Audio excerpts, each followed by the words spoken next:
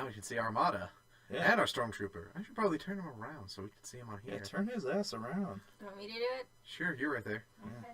Can you reach it? Yes, I can reach it. I know, I just like making fun of Turn the troop around. Scoot him over some. If we open up the freezer, he's going to fall. There we go. Wait, hold on, turn him a little bit more so he's centered. Nope, other way.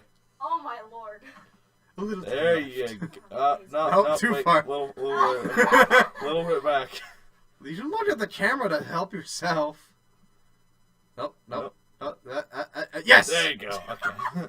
Perfect. Perfect! As it will be.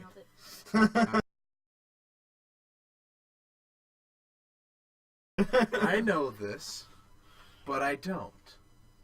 You filthy whore. I know. Hello, ladies and gentlemen, and everything in between. Hi! Welcome to a series we have not done in a while. Yeah. Well, mostly because we haven't been watching movies with friends who haven't seen stuff they should have. Yes, and every time I try to get you to watch something, you're like, I don't want to. Or we're busy with other things. You filthy whore. Yeah. Anyway, so yeah, Drew sat me down, stapled my eyeballs open, and forced me to watch The Princess and the Frog. His scars have healed now. A very delightful film from Disney Animation Studios, which we just did a 40-minute video about. Yeah, well, 2 weeks ago? Yeah, a couple weeks ago. We recorded it a few weeks ago, uploaded it a week ago or so. Yeah, so go watch that. But we're going to talk about Princess and the Frog. Yeah. And this is our newest edition of Thoughts? Thoughts? So, Drew, ask me the age-old question. So, what are your initial thoughts on it? I really, really like it. Mm-hmm. Like, it's not... Oh, by the way, we also have special guest Dede, because she watched it with us. Hi. If you don't know she's my sister, there's a resemblance somewhere. It's in there if you look at the DNA. Yeah, that's about it. Yeah. But she was down here watching with us, and she had seen it many times. Oh yeah. But because it's a great movie. It is a so great movie. Go ahead, Dede. It is a pretty great movie. It's not my favorite from Disney Animation Studios, but it's very, very well done, and it kind of brings me back to an age of Disney that doesn't really exist anymore. Mm-hmm. Like the old 2D animation stuff. Yeah. When they drew things with filthy pens and stuff. Yeah. Although it was made on a computer, but it's a very, very pretty movie. Yeah. And the voice acting is superb. So good. Superb. The story is a little bit generic. Mm-hmm. A little bit generic, a little bit wonky at times as well. Though. Yeah, it's a little wonky, but it's a very interesting spin on a very old formula. Mm. It is very formulaic, but what they do with the formula is very good. Yeah. So it's not without flaws, but it is a very, very well done animated movie. Mm-hmm. Do you think that they should have kept going with a 2D animation? I don't know. As well, like with the 3D? I think it should depend on the film. Mm-hmm. I feel like Frozen and maybe Tangled could have been good 2D animated movies. Mm-hmm. But Big Hero 6 kind of needed to be Wreck-It Ralph. 3D. Wreck-It Ralph definitely did. And I think Zootopia could have been, but I think we would have lost some of the scale of Zootopia. That's true. So smaller scale things and things that kind of go back to the old princess style, I think would work perfectly with 2D animation, like Tangled and like Frozen. Mm-hmm. But yeah, there are still things that need to be in that 3D style. Yeah. Oh, definitely. But because as we were watching the trailers before it, apparently this came before Tangled, and I thought it was the other way around. Yeah. Which... And I'm not sure what came before this then, because there was some type of 3D animated movie. Well, it was probably just like Pixar, like what was happening with Pixar, because yeah, that might be Pixar made a lot of really good 3D animated movies, and that was kind of the standard for what people were looking at for... Because they also had DreamWorks. Yeah. And it was like Blue Sky. Shrek had happened, Kung Fu Panda had happened. How to Train Your Dragon happened. How to Train Your Dragon happened. Toy Story through, I want to say, Finding Nemo? Or was this after WALL-E? I think this was after WALL-E. Yeah. It was 2009. So Toy Story through WALL-E had happened. So, like, people were looking for animated movies that were 3D. Mm-hmm. And when Disney's like, we're gonna go back to what we used to do really well, and it worked, but people lose their minds. Yeah, the public wasn't used to that anymore. Yeah, and everybody's like, why are we moving backwards? Art doesn't work that way.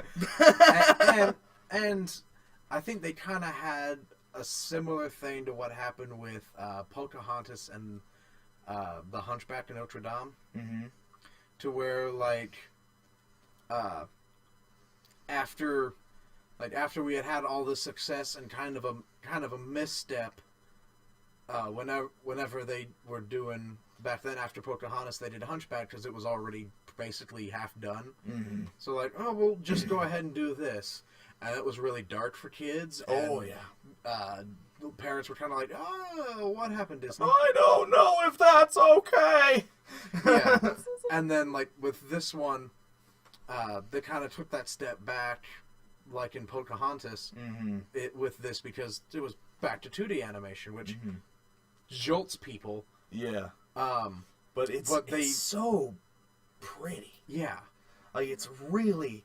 really pretty, and there are some art style shifts that happen, whether it's during a song or whether it's during a dream, not really a dream sequence, but a flashback sequence, or things like that. There are these little art style shifts that are just beautifully done, and the transitions are gorgeous. Oh yeah. The first time I noticed that was in Almost There. The first time they sing that. And it's just, when it shifts to, this kind of papery style. Yeah, it's just that, beautiful. Kind of poster board, almost? Yeah, it's really, really pretty. Yeah. And, Randy Newman songs with people really good voices. Yeah, people I love Randy Newman's voice. It depends on the song. Yeah, it depends on the song, but Randy Newman. I really don't want Randy Newman singing Almost There. No. Well, that was a song written for a girl. Or friends on the other side. And Randy... That was a song written for Keith David. I know, but these are still his songs. David. Yeah. So it would be really weird to hear, I got friends on the other side. I got friends on the other side. So weird. That would be jarring. Still would be great. He would find a way. And maybe I'm just really nostalgic about Randy Newman. He's not Phil Collins. I'm really nostalgic about Randy Newman. I like him, but there are things that you shouldn't. Well, Toy Story was one of my first movies. Yeah. So the sound that Randy Newman's music has, what he does with the instruments that he uses, is just perks my ears up really, really good. Well, also, he's really good at jazz. Oh, yeah. Like Monsters, Inc., we got, a bit of a taste with it. There are splashes here and there, and, the main theme is just a full-blown jazz number. Yeah, but this time, when it was set in New Orleans, which also... They're just here, Randy. Yeah. They're like, Randy, Randy, we have something beautiful for you to do. Here, Alan, go make this show. Randy's got this one. Randy's all over this one. Go watch our Gallivant review, because that show deserves attention. Oh my god, that show's beautiful, but we're talking about Princess and the Frog. What are your thoughts of 1920s New Orleans as the setting for this? I think it's a really, really good choice. Mm-hmm. Which it doesn't seem like that, like like if you think about what it is, like it's an old-timey princess story, and they're like, what if we set it in New Orleans? And I'm not sure if the decision to have the first black Disney princess happened before or after they decided on a setting. Mm-hmm.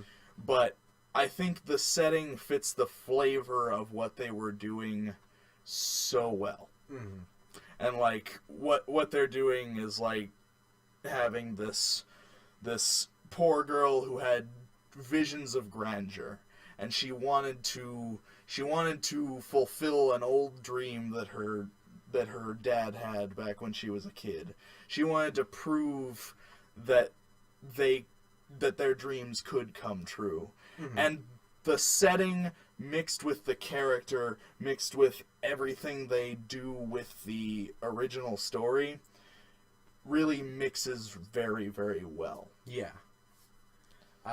Yeah, I definitely agree with that. Boo, what are your thoughts? On what?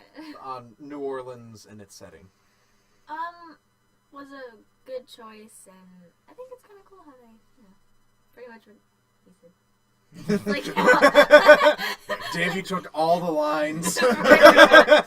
I'm sorry, I wasn't told I was stealing. It's like Alex in that one play in opening night. And I suppose you would say, yeah. Like how they took a story and they added twists on it, like how Disney does. Mm-hmm. Yeah. What I didn't notice until like this viewing, all of the little hints to the grim time that it was. Mm-hmm. Yeah. Because the part that one of the parts that I noticed that I started kind of looking for was whenever she's on a rail, either she was on a rail car or her mother, right? No. Yes, yeah. It was on the rail car. And if you notice, they're sitting in the back of that rail car. They're sitting in the back, but what kind of brought me into, Disney didn't miss things, was on the newspaper, it says, Wildrow elected, or Wilson elected. Yeah. I'm like, that's why he's in the army uniform. He died in World War I. Oh. And this is the South in 1900. Oh dear. Oh. And like as the film progressed, I was noticing more and more hints. Like at the party, Tiana is dressed up as a servant. Mm-hmm. Yeah. And then like the banker dudes. Mr. Finner. Yeah, the Mr. Finners. He points out like, and I think a lady of your background wouldn't be able to handle that business. I'm like, ooh. Yeah. Very subtle. And subtle. It is very subtle, which I would understand some people looking for them to kind of hit it a little bit harder. Mm. Like they do in Hunchback, and even like they do in Zootopia. Mm. I feel like that is a little bit of a letdown. But I think in 2009 we weren't ready for that. No, we definitely weren't, because the backlash that happened with Hunchback. And... Yeah. Well, also like at the beginning they're making gumbo, and she throws in like a bunch of Tabasco sauce, and Davey just looks over and goes, "That's racist." It is a little bit, but it's also New Orleans, so I mean, yeah. That's all right. It is. It's like if you want spice and very little flavor. Oh. No. It's like if you want spice and vinegar. Okay. It's a very vinegary sauce. It's very good if you put it on the right stuff. Mm-hmm. Which, if you live in New Orleans, is everything. You know what the right stuff is. But like, I know that America at that time was not ready for like very big, non-subtle. Oh, remember the 1920s? Remember! Jeez, you almost hit me in the face. Yeah, that's fine. I hit him. Yeah. He actually hit me. His elbow. But anyway, but yeah, we're living in a post, like 12 Years a Slave. Post 12 Years a Slave. Post, like even powerful movies. Even post Toy Story 3. Mm-hmm. Like the end of Toy Story 3, yes, doesn't get political, but it is very, very like grinding on your heart with a cheese grater. Like, it's real deep cuts, and I feel like that was maybe the beginning of the shift to like what we're getting now, because what we're getting now is like they just keep taking it a step further every single time, over and over and over again. Okay. She will. They just keep taking it one step further, until we get to what we just saw with Zootopia. Yeah. But like what we saw with Inside Out, and then with The Good Dinosaur, two very, very different movies. But Inside Out hits a very like kind of sore spot for kids that are growing up. Like it tells that tale from a very gritty standpoint, so deep because it goes into the emotions themselves. Yeah. And what if feelings had feelings? Yes. And with The Good Dinosaur, like we had this very emotional tale told with almost no words. Like there were words between Milo and the other dinosaurs, but between him and Spot, the little caveman kid, spoilers. like they would just interact using no words, and there would be these really sore moments when they would talk about like their families and how they got where they are now. And they wouldn't use words, but they would, like, paint little pictures in the sand. They would use little sticks to, like, interact with each other. And it's just very subtle stuff that hits you really, really hard if you're paying attention. Mm-hmm. And then we got Zootopia. And that's something that starts out subtle and then twists and rips it out. It's kind of like holding your arm and saying, it's okay, everything's going to be fine. And then pulling it out, twisting it, armbar, break it off, and then beat you with it. Yeah. My lord. Yeah. Yeah, racism into Zootopia. And go watch it on our review. Make it our highest viewed video. It's almost there. But it's one left. Two left. Two left? Yeah, because it's got to get to 40, and then it's got to get one more. Well, if it's tied with the top, no! It's the top. No! We're not gonna count that first video. Anyway, that's stop arguing like an old married couple. No, we're arguing like old men. I will have to ship you if you. We're like we're like the hecklers from the Muppets. What does that make me? The curtain. I'm the curtain. I don't know. I'm used to that. Back when Princess and the Frog came out, like we hadn't had that shift to where that Disney was like, but what if we just ripped your heart out? Yeah, that's also like pre-Up. Oh. So, ooh. Yeah. Maybe Up was the shift. I think it was. Up was the shift. Those first 10 minutes, and then we had a movie.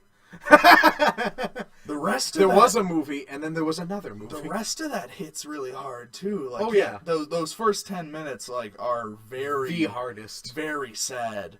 But like there's a lot of almost more emotional stuff that happens later. Hmm. Like, between Mr. Fredricksen and Russell, like when Russell goes off. And, like, is tired of Mr. Fredricksen's shit. Yeah. And, like, he just sits there looking at all his belongings strung out. And he's just, like, thinking back at the old days. Thinking about Ellie. Thinking about what she really wanted. Mm-hmm. That part hit me harder than even the beginning did. Really? Yeah, it's... very powerful. But yeah. So after all of that, and speaking how like Disney twisted the knife about Uptime. About Uptime. Uptime funked you up. Oh, it did. Oh, yes, it did. So let's talk about characters in this movie, because there are so many good ones that if you haven't seen this, go and watch it and enjoy this part with us, because we'll start with Tiana. Okay. Your thoughts? I like her as a protagonist, and I almost wish it didn't go into the like trope of, well, she hates this dude and then she decides, oh, maybe he's a good guy. Mm-hmm. And like when it started to make that shift, I kind of I didn't stop liking the movie, but I kind of felt a little bit like, oh, okay, here we go. Because like she's a very strong female character. Before she's very shallow emotioned, but there's depth to her. And when I am an independent black woman. She's a strong, independent black woman in 1920s New Orleans. But like I don't need your shit. She's got a lot of depth to her, and she's a really interesting character. So when she fell into the princess trope, that almost kind of felt like it was done out of obligation. Mm-hmm. I kind of was a little bit disappointed by her. But I feel like it's a lot more natural and like actually built up. Kinda. To where like, for me it felt like it worked. I don't know. I saw it coming very, very early on. I'm like, oh, they're gonna do it, aren't they? Oh, they're doing Mucus and all. Yeah. They're doing it, and I'm not like that. I'm not like that 9-year-old boy who's like, kissing, gross. But I'm just like, you had a very strong, very well done female character, and then she was just another princess by the end. You did it bad. Yeah. And that's just my opinion. You know. So, Naveen's funny. Naveen's very funny, and he's the shallow type of character you would kind of expect from the rich dude. Mm-hmm. And like he's very well done, and he actually kind of gets more depth on as the film goes on. Mm-hmm. Which is how that kind of character works. Yeah. And that was very well done, but it was also a little bit tropey. Mm-hmm. And I almost would have liked if he became nicer, but was still a little bit of a dick by the end. Because he's very funny as the naive douchebag. Mm-hmm. And you are just a dirty wit. Why are the logs moving? Yeah, he's. I don't know. I liked him, but he was not my favorite character. Yeah, we'll get to them. Lewis. Oh, the alligator. The alligator. Yeah. I really like Lewis because he's very he's very flamboyant.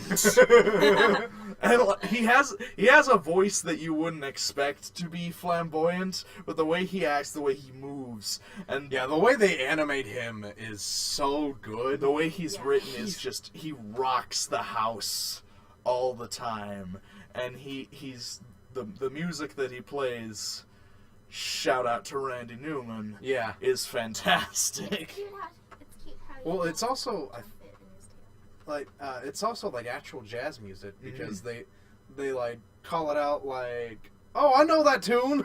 Yeah, I know that tune. Yeah, but except it was Naveen saying that. I know.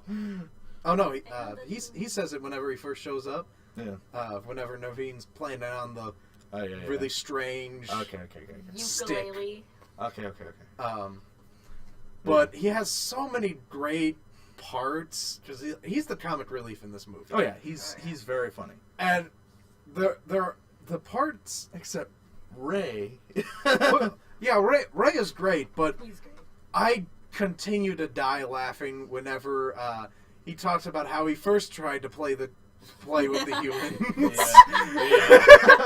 To where, like, he does a little thing, and he's got this deadpan face. He jumps on a riverboat, starts playing his trumpet really, really good, and everybody's just looking at him. And then it just cuts to outside. He jumps out screaming, and just all the guns you could possibly imagine start shooting into the water. It's like, it didn't go well. It didn't end well. It didn't end well.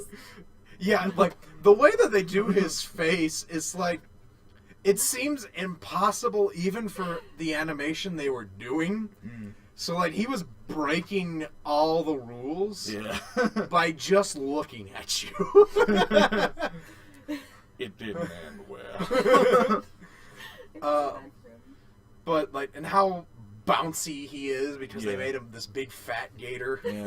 He's also great. He's very silly. So, Ray. Ray is my tied for my favorite character. Shout out to Jim Cummings. Yeah, Jim Cummings and his beautiful yet morphing voice. Yeah. Because this does not sound like Jim Cummings. There are times that he does, and you're like, oh, there he is. Yeah, there he is. But it's very, very well done. But, like, Ray is also a comic relief character. Oh, yeah. But he also brings some of those misty-eyed moments, too.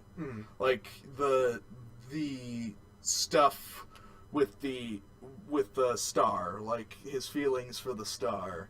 And, like... Which I think is supposed to be, like, it was his, like, wife or lover that she passed away, and she became that star. Yeah, and when he tells Naveen about what love's really all about, like, those moments, and at the same time, in those same scenes, turns on a dime and makes you laugh again. He's so incredibly well done as a character, and he seems like he would be that throwaway character that, like, he's funny.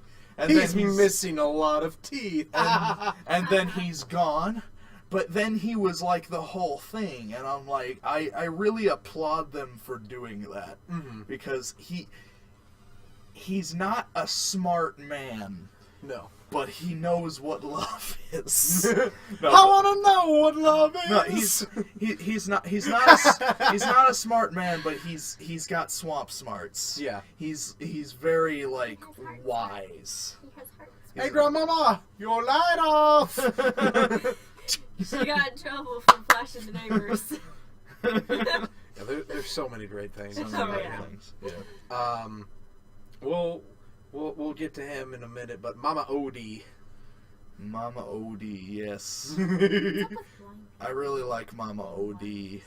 And, like, she is that throwaway character, but she's very loud and very present when she's there. Yeah. And she fits in so many jokes as she's just walking across the room. Yeah. like using the snake as a cane, beating him against everything. Like, she says a really funny thing, like, right before they come in, and then she starts walking in, just like grabs the snake, and just like moving around the space. And I'm like, oh, she does this every day, doesn't she? Want some candy? Just like pills and gunk and a key. All covered in hair. Where did she even get that from? Probably the top of her head that we can't see. Yeah. But then again, I kind of don't want to see based on how, like, bulldog her face looks. Oh. Yeah. She's got wrinkles in her wrinkles. I got ears. My ears got ears. I got folds in my folds. Yeah.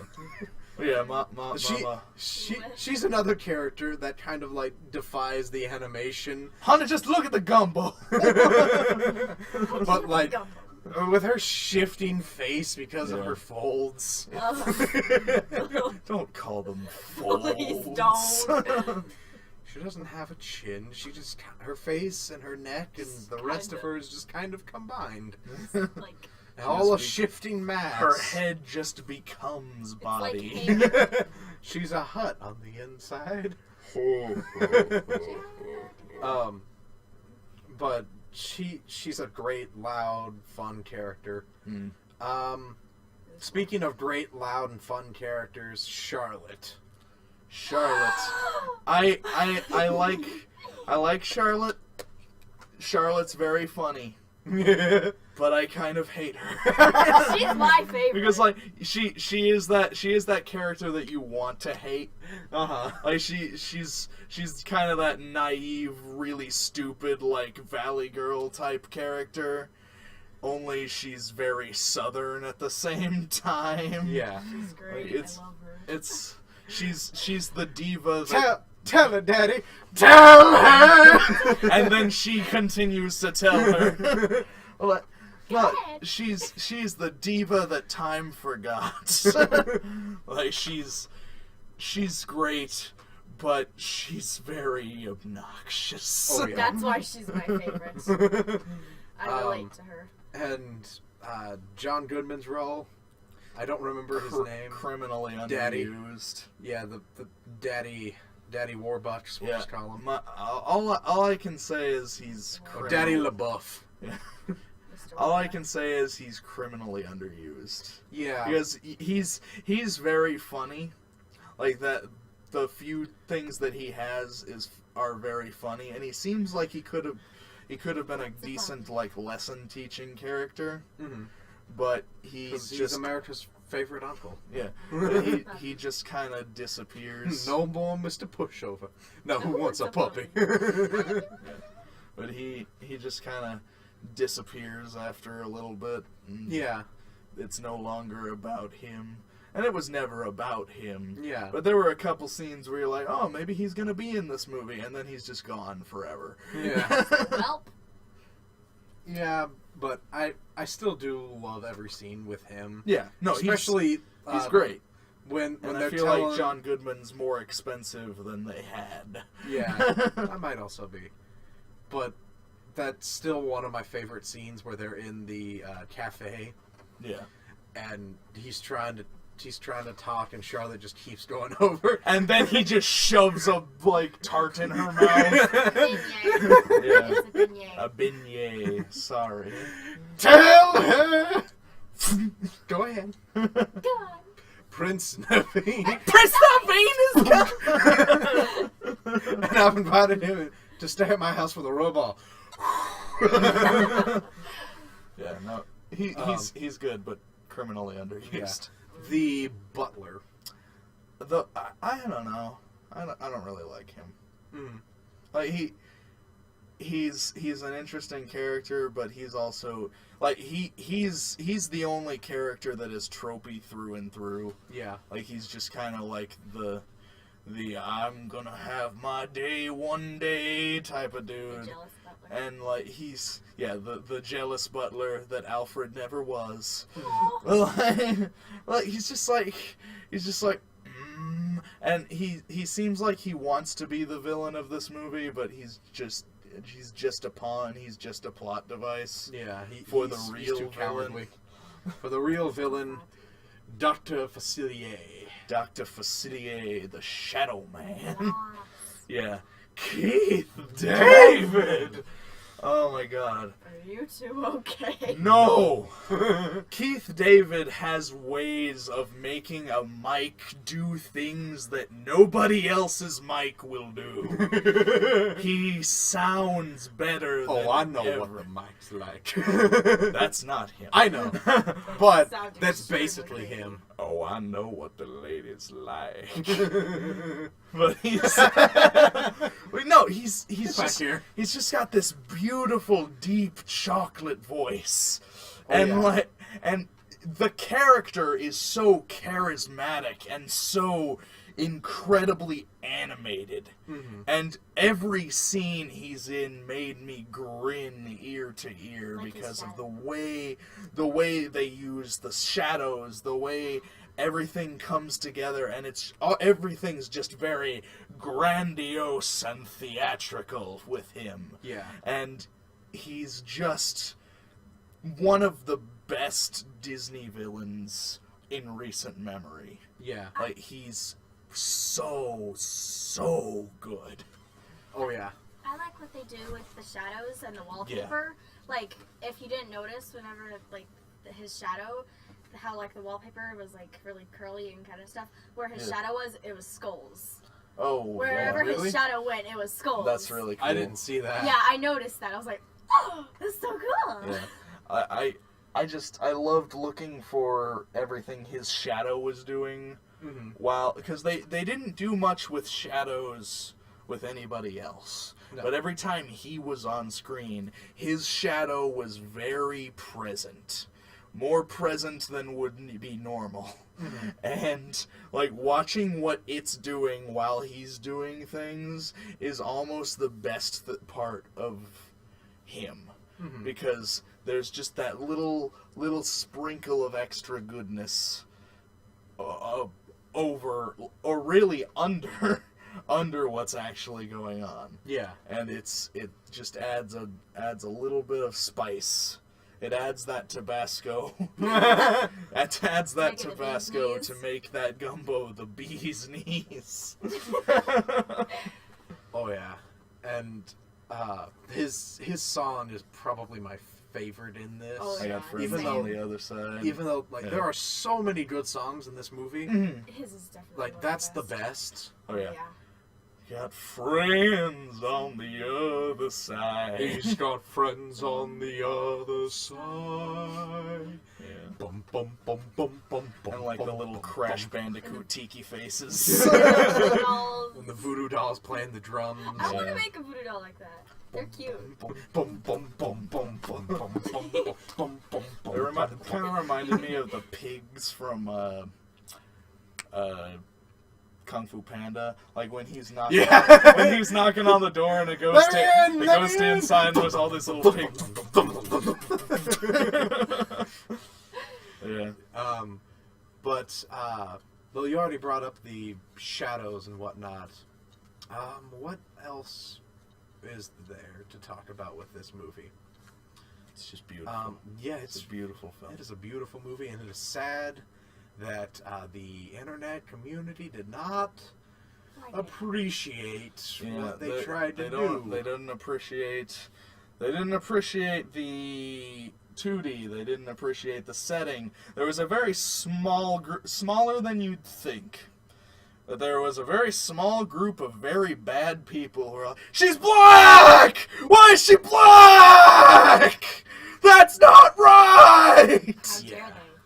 Yeah, well, welcome to the internet, boo. I know. I'm funny. Trust Yeah, me. I they- know. So everybody complains about something. She's black!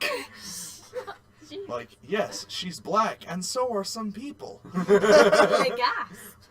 What was it you said the other night? Like, yes, but black people aren't made of chocolate. As soon as I said think about We are all the same on the inside.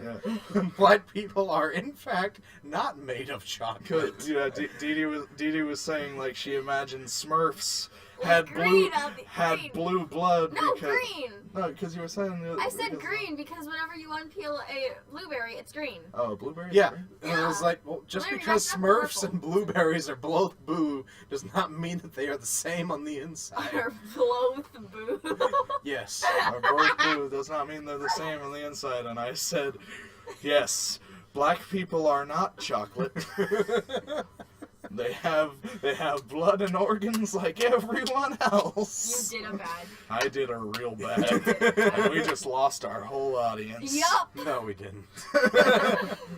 Yeah, But it's real good. do you think they'll ever do a 2D again? Honestly, I don't think they will, and that I hope they do. pains me. Mm-hmm. It hurts me right here because like it's such a lost art At this point. yeah at this point. And the last movie that ever did it was Winnie the Pooh in 2011, and that movie had to be in 2D. Oh, But because whenever they do Winnie the Pooh in 3D, they do it weird and wrong. They did a Winnie the Pooh in 3D? There was a show. There was a show. It wasn't CG. Like they had like weird puppets, like dudes in Barney suits. Oh, It was very strange. Yeah. We don't speak of that, Dave. It was called The Book of Pooh, and I watched it every morning because I just love Winnie the Pooh.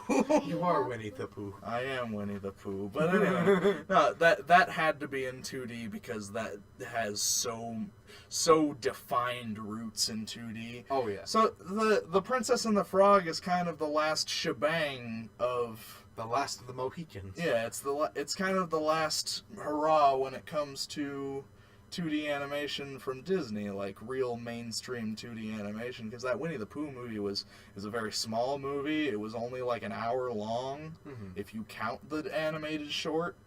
It's a very small movie. So this was their last big bang for 2D, and it got shit on, and that's a little bit sad. Yeah.